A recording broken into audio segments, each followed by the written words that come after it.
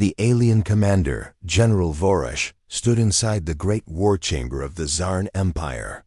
The air smelled of iron and smoke, the smell of machines that never slept. Around him, the galaxy's maps floated in holographic light, shining across. The dark chamber. Vorush was old, his skin rough like stone, and his eyes glowed a dim green. He had fought 100 wars, crushed dozens of species, and never once had he known true fear. But tonight, he would hear the name of a species that made even his kind uneasy. Humans. The generals laughed when the reports came. They called humans primitive. They mocked their fragile bodies, their small fleets, their weak weapons. Vorush had heard these words before, every time a new species resisted. Always the same arrogance. Always the same mistake. He watched as the council displayed images of Earth soldiers, thin, unarmored compared to Tsarn warriors. Their ships were smaller, their weapons outdated. They had no grand empire, no mighty fleets. The council declared, they will fall in a single strike. But Vorush remained silent. He had studied the first clashes. Something was wrong. The humans did not fight like others. Other species broke when their cities were bombed. Other armies surrendered when outnumbered. But the humans, they did not. They fought with something he had no word for. It was more than stubbornness.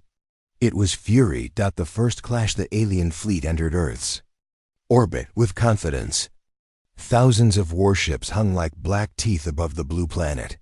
Alien soldiers prepared to descend, expecting easy victory. They had done this 100 times before. On the ground, human forces gathered. They were outnumbered, outgunned, and surrounded. Yet, when the sky turned red with burning ships, the humans did not flee. They ran toward the fire. General Vorush watched the recordings. Human tanks rolled into enemy fire without hesitation. Soldiers screamed orders to cover their wounded, even as explosions ripped apart the battlefield. A human fighter jet, burning and broken, dived straight into an alien cruiser, sacrificing itself but destroying the larger ship. Vorush's second-in-command scoffed. "Primitive tactics," he said. "They throw their lives away for nothing." Vorush narrowed his eyes. "No, they throw their lives away for each other." That was the difference. The prisoners after the first battles, prisoners were taken. Alien soldiers expected fear. They expected cries for mercy. But when the humans were dragged into holding cells, something strange happened. They sang. They sang songs in rough voices, broken, bloody, but united. The alien guards did not understand the words, but the sound carried power. It was defiance. Vorush visited the cells himself. One human soldier, face bruised, looked him straight in the eye and smiled. "You think you've won," the human said in a calm voice, "but you don't understand us. You never will." Vorush felt a chill. He had faced warriors, assassins, machines of war, but he had never seen such fire in the eyes of the defeated. The council's arrogance, the High Council, mocked Vorush when he warned them. "They are only human," they said. "They break easily. We will burn their cities, and the war will be finished." But Vorush was not so sure. He remembered one report. A human village, bombed into ruins, rose again the next morning. Farmers, children, elders, all of them took up weapons. They fought with sticks, knives, even broken tools. And somehow they forced a squad of alien soldiers to retreat. This was not normal. This was not logical. Yet it was happening again and again.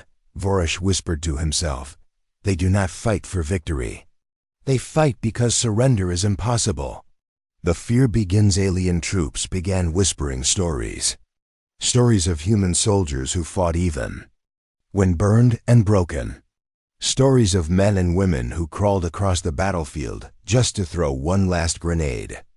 Stories of children standing in front of tanks, refusing to move. At first, commanders punished such talk. They said it was weakness, but slowly the whispers grew louder. Fear spread through the alien ranks. One alien officer asked Vorish, "What drives them? Why do they not yield?" Vorish had no answer. But deep inside he knew. The humans fought as if war was not about survival. For them, war was personal. The silent front. Vorish stood again at the war map. Green dots for Zarn ships, red for human resistance. The map should have been simple. The Zarn Empire had more ships, more soldiers, more weapons. By logic, the war was already won, yet the red dots did not disappear. Every time humans lost a battle, more resistance rose somewhere else. When a city burned, another city took its place. When soldiers fell, civilians picked up their rifles. It was like trying to fight fire with bare hands. Every blow only spread the flames. Varash's officers laughed. They are weak. They are desperate.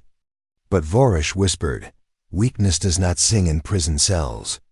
Desperation does not turn farmers into warriors. This is something else. He turned to his soldiers. Mark my words. We may know battle, but we do not yet understand them. Suspense. End of Part 1. In the deep void of space, the alien fleets prepared their next strike. The humans were still outnumbered, still surrounded, still bleeding, and yet they kept coming. Vorish stood at the command bridge, staring at Earth's blue glow. For the first time in centuries, he felt something he thought he had forgotten. It was not victory. It was not pride. It was fear. He whispered into the silence of the bridge. They fight like they have nothing to lose. The war was supposed to end quickly. That was what the High Council of the Zarn Empire believed. With their fleets so large, with their weapons so powerful, who could resist? Yet months had passed, and Earth still burned but did not fall. General Vorish, the old commander, stood again in the war chamber. Holographic maps filled the room, showing red fires spreading across Earth's continents. Every city the Zarn destroyed, every stronghold they bombed, seemed to give birth to 10 more. Pockets of resistance. It was as if the humans had fire in their blood.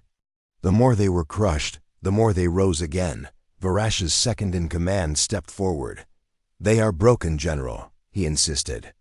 "We have burned their capital, destroyed their armies. Soon they will surrender." Varash did not answer. He only stared at the map. Something inside told him the war was far from over. The burning cities, the alien fleets swept down upon human cities with terrible firepower. Skies turned red as ships rained destruction. Towers fell, streets turned to ash, and silence spread across once living places. But then, from the ruins, movement appeared. Civilians came out of the rubble. They were not soldiers. They were farmers, teachers, workers, children, and old men. Yet they did not run. They picked up broken weapons. They turned tools into blades. They turned ruins into fortresses. One report told of a city bombed for 3 days straight. The aliens thought it destroyed. But when their ground forces entered, they were met with gunfire from every street, every window, every shadow. Even wounded humans crawled out of hiding to throw stones or fire pistols. The aliens paid dearly for every step of ground. Vораsh, read the reports with growing unease. "It is not their armies we fight," he whispered. "It is their will." A village that would not fall, one story reached him, that spread through the ranks like wildfire. It was the story of a small farming village. The aliens had landed there, expecting no trouble. Yet when they demanded surrender, every villager refused. The farmers hid their children and took their hunting rifles. Even the women and elders stood ready. The aliens attacked, certain of victory. But the villagers fought with a fury that shocked the soldiers. They burned the fields to blind the enemy. They used the smoke as cover. They struck and disappeared. By nightfall, the alien squad retreated, beaten back by simple farmers. The alien commander who survived reported in shame, "They would rather burn their own food than give it to us. They would rather die than kneel." I have never seen anything like it. The prisoner's defiance. General Vorush visited the prison chambers again. He wanted to see for himself the humans who had been captured. Inside one cell sat a young woman. Her arm broken, her face cut, but her eyes steady. She did not bow her head when Vorush entered. She looked straight at him. "Why do you resist?" Vorush asked. "You cannot win. Do you not see the size of our fleets? Do you not feel the weight of our armies?" The woman smiled through bloodied lips. "We don't fight because we think we can win," she said softly. "We fight because surrender is worse. We fight because if one of us falls, another will rise. You don't understand us. You never will." Vorush felt the words sink into him like blades. He turned away, but her voice followed him as he left. "The chamber. You may burn our homes.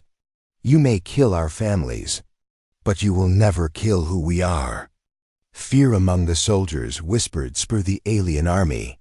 Soldiers who once laughed at humans now spoke in hushed voices. They told stories of men who charged into battle with no weapons, grabbing enemy rifles with their bare hands. They told of women who stood before tanks with nothing but fire in their eyes, refusing to move until they were gunned down. The aliens began to fear the night, for humans struck hardest when the shadows grew long. Guerrilla fighters emerged from forests, sewers, mountains, striking and vanishing like ghosts. Alien patrols marched nervously, fearing ambush at every corner. One soldier told another, "They are not like the others we conquered. They do not fear death. They welcome it, if it means taking one of us with them." The words spread like poison. Through the ranks, Varash's doubt, the High Council sent more fleets, more soldiers. They mocked Varash's warnings and demanded total destruction. But Vorush could feel that something was slipping from their grasp, that he read every report, studied every battle. Each time the humans lost, they came back stronger. Each time they were crushed, they rose again.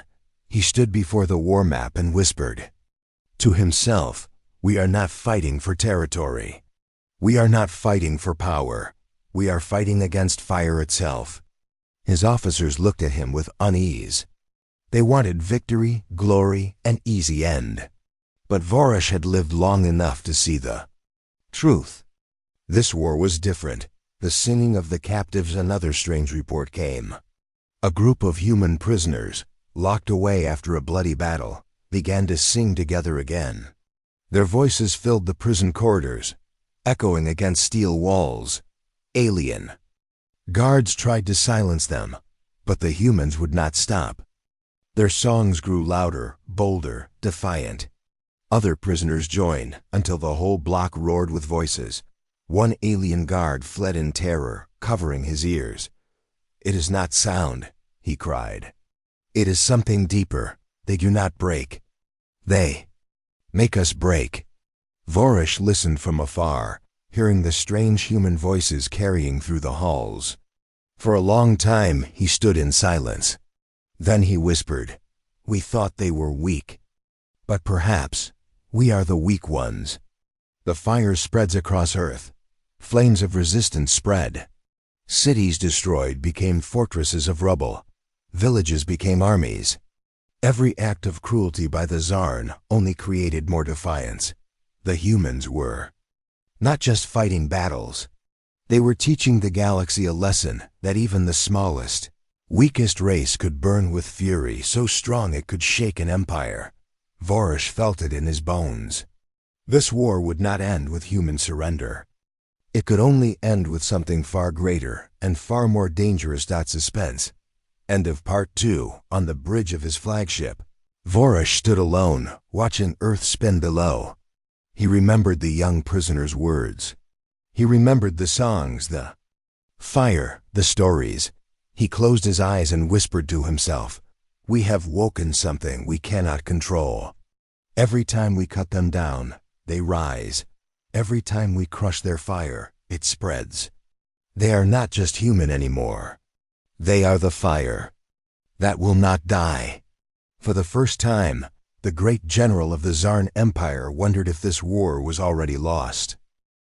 The war had already lasted longer than the Zarn Empire expected.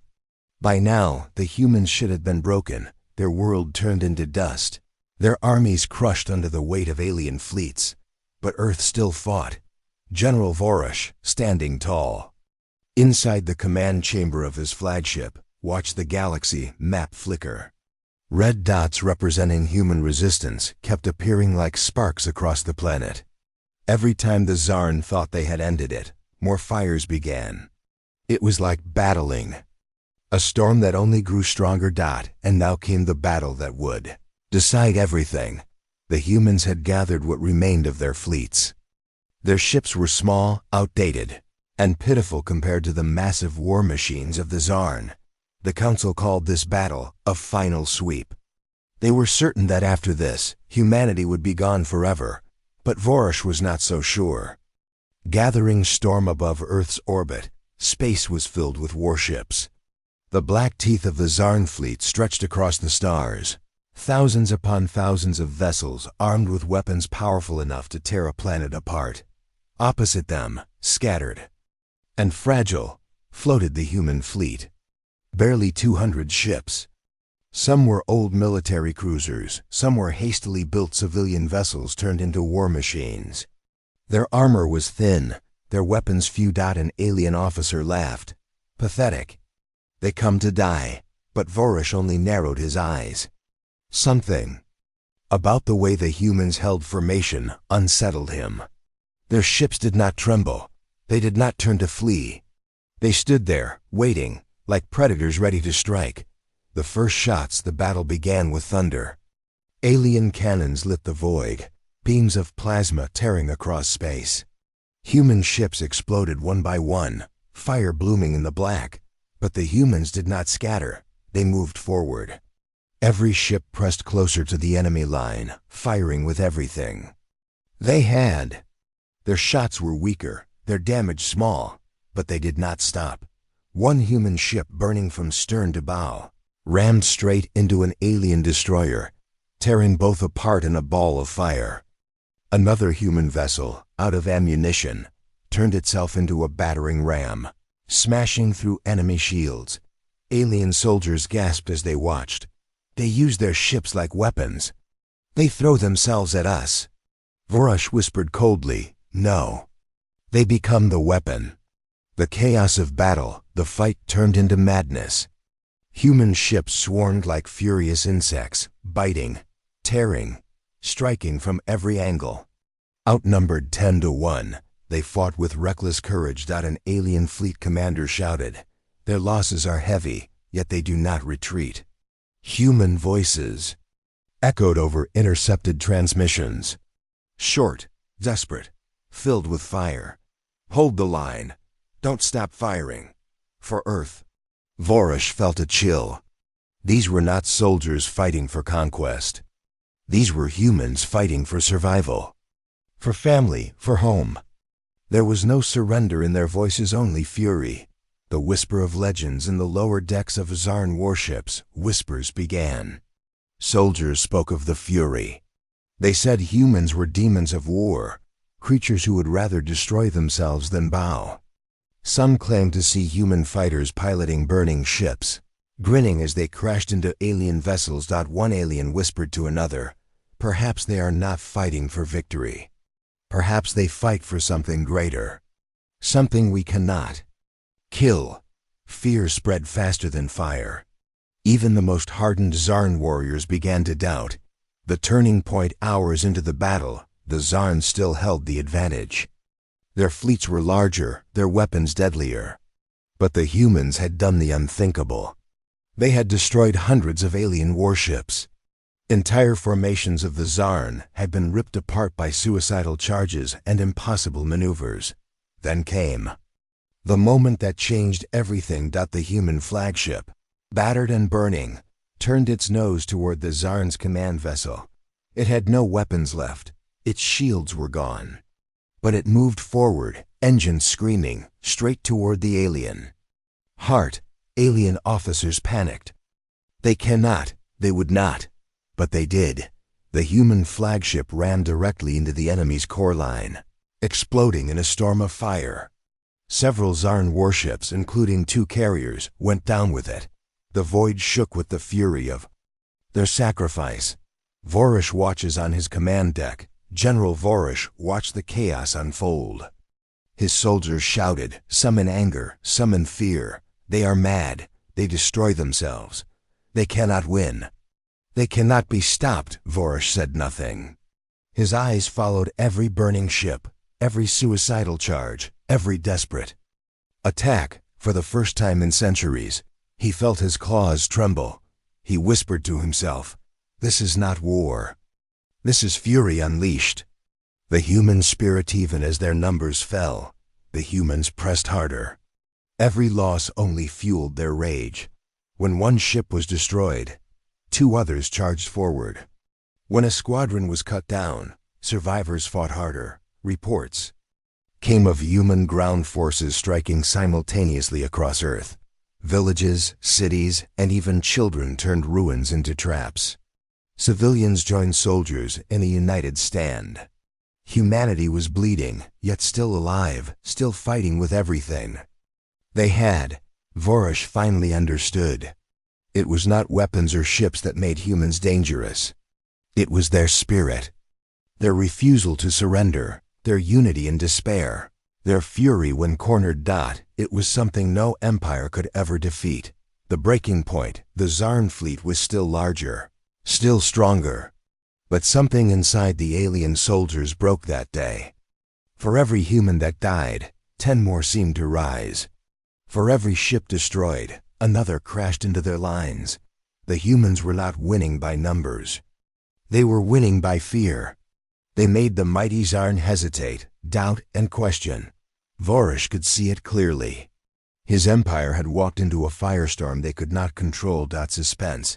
End of Part 3. When the last human ships burned, silence fell over the battlefield. The Zarn had destroyed most of the human fleet, but at a cost they never imagined. Over 2,000 alien warships were gone. Entire divisions lost. Vorish stood in the wreckage of his command deck, staring at the flames of dying ships. For the first time he admitted the truth. We thought they were weak. We thought they would bow. But when they fight together, when their fury is unleashed, they are the most dangerous force in the galaxy. He looked out at Earth, scarred, but still unbroken. And deep in his heart, the old general felt something he never wanted to feel again: dread. The battlefield was silent now, but the silence was not peace. Wreckage drifted across the void. Thousands of ships, both human and alien, had been torn apart. Fires still burned in the black sky above Earth. Broken hulls floated like bones of giants. General Vorish stood on the deck of his flagship, staring into the ruins. His claws gripped the railing. His army had won the battle, yes, but it did not feel like victory. The Zarn fleet had destroyed most of the human ships, but they had lost far more than they ever expected. 2,000 Zarn warships gone. Entire divisions of soldiers destroyed, and yet Earth still fought. The weight of sacrifice. Vorish's officers shouted reports. They spoke of casualties, of damaged fleets, of human survivors still resisting on the ground.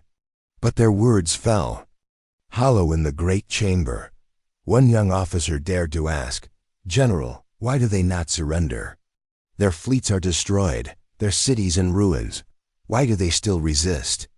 Vorish closed his eyes. He remembered the burning human flagship that had thrown itself into his core line. He remembered the thousands of small ships that fought until they turned into fire. He remembered the songs of human prisoners echoing through his mind. They resist. Vorish said slowly, because surrender is not in their nature. They resist because they would rather burn than kneel. The officers fell silent. None dared to argue. The ground war on Earth, the fight was worse. Entire continents were scarred by bombing. Forests burned. Oceans boiled from falling wreckage. Cities were nothing but ash. And still, the humans fought. Vorish studied the reports with growing unease. Human civilians had turned ruins into traps. Bombed streets became kill zones. Collapsed buildings became fortresses. Even the dead seemed to aid the living, as survivors used rubble to block the enemy. One report spoke of a mother carrying a rifle in one arm and a child in the other. She fought until she fell. The child survived, picked up the weapon, and kept firing. Another report described wounded soldiers crawling back into the fight, refusing to stay down. Vorsh whispered, "This is not war. This is survival written in blood." The realization. Vorsh sat alone in his quarters that night. He looked at his reflection in the dark glass of the window. He was old. He had seen countless battles. He had crushed empires, broken armies, and brought entire species to extinction, but never had he faced anything like this. He began to understand. Humanity's true power was not their weapons or their numbers. It was their unity, their fury, their refusal to break. Every blow against them only made them rise stronger. Every city burned gave birth to more fighters. Every death became a spark for another to stand. Vorsh finally spoke the words that had haunted his thoughts since the first day of the war. This war cannot be won. Not by us, not by anyone. The council's blindness, but when Vorsh reported to the High Council, they laughed. "They are finished," the councilors said. "One more push and they will be gone forever. Humanity is weak. They cannot fight us forever." Vorsh stood tall before them. His voice was steady but heavy with warning. "You do not see. You burn their homes, and they rise. You kill their soldiers, and their civilians fight. You break their bodies, and they still stand. Humanity is not weak. Humanity is fury itself." The council silenced him. They called him an old fool, broken by years of war. They ordered him to press forward, to end the humans once and for all. Vorsh obeyed, but deep in his heart, he knew the truth. This war was already lost. The soldiers. Fear among the Zarn soldiers. Fear grew. Whispers ran through the camps at night. They do not stop. They do not fear death. They fight like shadows. They strike from nowhere. One alien soldier told another, "When I look into their eyes, I see something worse than hatred. I see fire. And it will burn us all." Even the veterans, hardened by centuries of conquest, admitted quietly that humanity was different. They were not like other species that had surrendered or begged for mercy. Humans fought as if war was the only language they knew, and they spoke it with fury. Scenes of defiance. Vorsh ordered scouts to observe more closely. What they saw only deepened his dread. In one ruined city, a handful of human survivors stood against an entire platoon of Zarn soldiers. Outnumbered 20-1, they fought until the last man fell. None surrendered. In another place, children threw stones and bottles filled with fire at alien machines. The machines destroyed them easily, but still, the children attacked again and again. In the mountains, farmers with hunting rifles ambushed trained soldiers and vanished into caves. Everywhere, humanity refused to bow. The breaking of an empire. The Zarn Empire had always believed in strength. They believed fear kept order and power crushed resistance. But against humans, fear did not work. Power did not break them. Instead, every act of terror only made them stronger. Vorsh knew now that the Empire had underestimated them. He looked over the latest report. Half of the Zarn soldiers were showing signs of collapse. Morale was broken. Commanders were hesitant. Entire squads refused to go into human territory alone. Vorsh whispered to himself, "We thought we understood battle.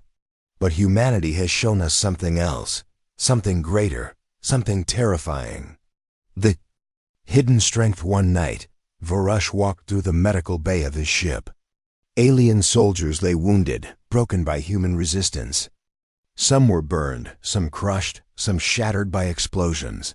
He stopped beside one who whispered weakly, "General, they do not fight like others. Even when dying, they come for us." I killed one, and he still reached for me. I cannot face them again. Vorush looked into the soldier's eyes and saw pure fear. Fear not of death, but of the humans themselves. In that moment, Vorush knew the truth. Humanity's strength was not physical, it was not numbers. It was their will. A will so strong that even the most powerful empire could not shatter it. Suspense. End of Part 4. Vorush returned to his chamber, the weight of realization pressing on him like a mountain. He looked once more at Earth, scarred and burning, but still alive. He whispered into the silence. We thought we could break them, but every strike only makes them rise again. Humanity does not bow. Humanity does not break. Humanity is the fury that shatters empires. And for the first time in his long life, the great general of the Zarn Empire felt not just fear but respect. He knew now that the galaxy would never be the same again. The fires of war had finally dimmed, but the echoes of battle lingered across the galaxy. Smoke drifted from ruined cities on Earth. The oceans carried wreckage of fallen ships. And yet, humanity still stood. Scarred, battered, bleeding but unbroken. General Vorush looked down at the blue planet from the bridge of his flagship. His claws rested on the railing, shaking slightly. His fleet was weakened, battered, and morale was at its lowest. The war had not gone as expected. For the first time, Vorush realized that humanity was not just another species to conquer. They were a force that even the mighty Zarn Empire could not fully comprehend. The aftermath of fury across the galaxy. News of the battle spread like wildfire. Other species had watched from the shadows, expecting an easy victory by the Zarn. Instead, they saw devastation. Entire alien fleets destroyed by what seemed to be a few human ships. Cities bombed into ruins only to rise again as fortresses. Of resistance. The galaxy whispered a single word. Humans. In distant star systems, races who had long thought of themselves as invincible shook in disbelief. Reports described farmers wielding rifles against elite soldiers, children facing down. Tanks and civilians turning ruins into traps for the enemy. Vorush turned away from the communications console. He had seen countless species fall, countless empires crumble, but never anything like this. Humans were not just surviving. They were teaching the galaxy a lesson. The survivors on Earth, the survivors gathered. They were few in number compared to the millions who had fought and died. But their hearts burned with unbroken spirit. Soldiers helped the wounded. Civilians rebuilt homes with bare hands. Children learned to clean weapons as fast as adults. A young boy stood on a pile of rubble, holding the flag of his city. His clothes were torn, his face blackened with ash, but his eyes were bright. "We are not done," he shouted to those around. "We will fight again if we must. We will never bow." The words echoed through ruined streets, carrying hope to the living and a warning to the galaxy. Vorash's admission. Vorush gathered his officers. He knew what he must say, even if it shattered centuries of pride. "We have failed," he admitted, voice low but firm. "Not because of weakness, not because of lack of strength, but because humanity is unlike anything we have faced. We underestimated them. We thought we knew war. But nothing prepared us for humanity in full fury." Some officers looked shocked. Some whispered excuses, but Vorush ignored them. He had lived long enough to know the truth. Humans had fought, suffered, and survived where countless others had fallen. They were a storm no empire could easily weather. A lesson to the galaxy other species began to understand. Reports flooded in from far corners of the galaxy. The once feared Zarn Empire, now humbled, would never again underestimate humanity. Some species approached Earth cautiously, wary of angering the humans. Others began to rethink old prejudices, realizing that the humans' fury was not reckless, it was focused, disciplined, and unstoppable when their world, their families, or their ideals were threatened. The galaxy had learned a dangerous truth. Humans were not just another species. They were a force of nature, the human spirit on Earth. Humans began rebuilding. They mourned their dead, but did not surrender to despair. Each loss was a lesson. Each scar was a mark of survival. They trained, they prepared, they organized. Even the young, those too small to hold rifles, learned the ways of the world around them. They watched, they listened, and they remembered the fury that had protected them. Every survivor carried the message: humanity cannot be crushed. Humanity cannot be broken. Humanity rises again and again, stronger every time. Vorush watches and wonders. Vorush stood alone on the bridge, staring at the planet below. His empire had survived, but barely. His soldiers whispered that the humans had shown them what true fury looked like. He thought back to the first day of battle, when he had watched the humans throw themselves at impossible odds. He thought of the prisoners who sang instead of begging for mercy. He thought of mothers, children, and civilians who refused to bow even when faced with annihilation. He whispered into the silence, "They are not just a race. They are fury. They are the storm that no one can stop. We thought we knew war, but humanity has rewritten it." The galaxy's new reality, the other species of the galaxy, began to take note. Plans were changed, alliances shifted. Empires once sure of their dominance realized that humans were not to be trifled with. Even legends of invincible fleets and perfect armies felt hollow now. Humans had survived where all others would have fallen. Humans had defied death, fire, and despair. Humans had shown the galaxy that they were the fury that would not be tamed. As the stories spread, humans themselves did not boast. They simply rebuilt, trained, and waited. For they knew that one day, the galaxy might test them again. And when it did, humanity would answer not with surrender, but with the fury that had always been their greatest weapon. The final word. Vorush looked at the stars, at the ruins of fleets, and at the planet below. He thought about everything he had known about war, about conquest, about victory. And then he understood.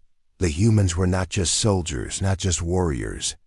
They were a force unlike anything the galaxy had ever seen. They were unpredictably dangerous. They were united. They were relentless, and in that moment, the old general of the Zarn Empire knew it with certainty. Humanity was not just surviving. Humanity was rising. Humanity was fury. He whispered one final time, "We thought we knew battle, but nothing prepared us for humanity in full fury." And on Earth, the survivors looked to the stars, ready for whatever might come next, unbroken, unbowed, unstoppable.